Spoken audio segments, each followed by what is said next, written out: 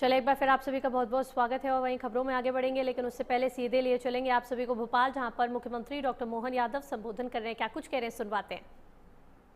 उन सबको लाभ दिया और जो सक्षम है वो कठिनाई तो उनको भी आती है, उनको तुरंत पहुंचाना है, तो उनके लिए भी पेड सर्विस वो अगर पेमेंट देते हैं, ऐसे में उनकी जान बचाने का काम भी अपनी सरकार ने किया। और ये पॉलिसी इतनी अच्छी चली, कई सारे राज्य हमसे इस पॉलिसी की कॉपी लेकर के, अरुणाचल, मेघालय, उधर पूर्वांचल के राज्य, दक्षिण के राज्य, कई सारे राज्य उसकी कॉपी कर रहे हैं। उतना ही नहीं, हमारे राज्य के अंदर जो हमने हेलीकॉप्टर के साथ विमान सेवा चालू की, प्लेन से यात्री चालू की, उससे भी टूरिज्म बढ़ रहा है और वो सुविधा भी लगातार बढ़ रही है।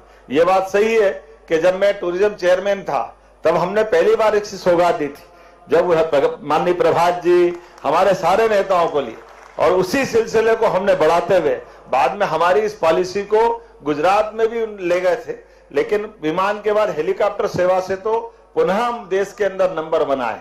और इतने नहीं, इनके कारण से कई हमारे जैसे सतना, जबलपुर और जो छोटे स्थान के हमारे प्लेन हैं जैसे सिंगरौली, ऐसे कई स्थान पर है जो अभी एयरपोर्ट अथॉरिटी ने उसको अपनी व्यवस्था में नहीं लिया है, लेकिन वहां हमारे रेगुलर प्लेन चल रहे हैं। विपिन जी, आज आने वाले समय में एक सौगात तो आपने दी है, हमारे 8 एयरपोर्ट पहले से चल रहे थे, हमारी सरकार के बनने के बाद हमने सिंगरौली, रीवा और दतिया 3 एयरपोर्ट चालू किए। जोरदार अभिनंदन करें, ये 3 एयरपोर्ट अथॉरिटी के माध्यम से तीनों जगह संचालन हो रहा है।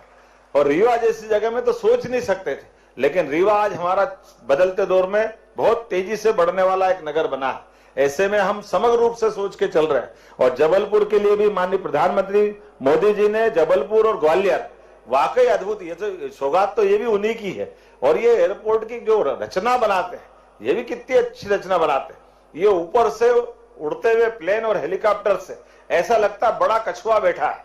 ये अपने आप में रचना भी स्थानीय नगर की विशेषता के साथ जोड़ के बनाते हैं, जिसके आधार पर भोपाल का तालाब तो अपनी जगह है, लेकिन इसकी प्लान डिजाइन इतनी बढ़िया है कि ऊपर से लगता है कि वाकई ये कछुए की आकृति। ये जो अपनी वर्तमान में वास्तुशिल्प के इतने अच्छे उदाहरण है हर एक स्थान पर, तो मैं मान के चलता हूं जब हमारा उज्जैन का बनेगा तो महाकाल की कृति बनाना, ताकि उससे मिलता जुलता बनेगा। हमारे लिए तो अपने लिए इसी प्रकार की चीजों को बनाने की जरूरत है, ताकि हवा से भी देखे और नीचे मैदान का आनंद तो ले सही, आप जब आता है तो भाव से प्रवेश करता है। जैसे इन सारी चीजों को जोड़कर देखने का आनंद भी अलग है। लेकिन आज के इस अवसर पर जोरदार अभिनंदन माननीय प्रधानमंत्री जी के माध्यम से करें, जिनके शासन काल में डबल एयरपोर्ट हो गए। जितने एयरपोर्ट 2014 तक थे 1947 के बाद से, उसके बाद केवल 11 साल में डबल हो गए। और डबल से ज्यादा कई देशों के लिए मैं इंग्लैंड गया था जब टूरिज्म का चेयरमैन था, उस समय से लेकर आज तक। अब तो ये बड़ा आश्चर्य लगता बताने के लिए, इंग्लैंड जैसी जगह पे हीथ्रो हवाई अड्डे का विकल्प दूसरा बन जाए।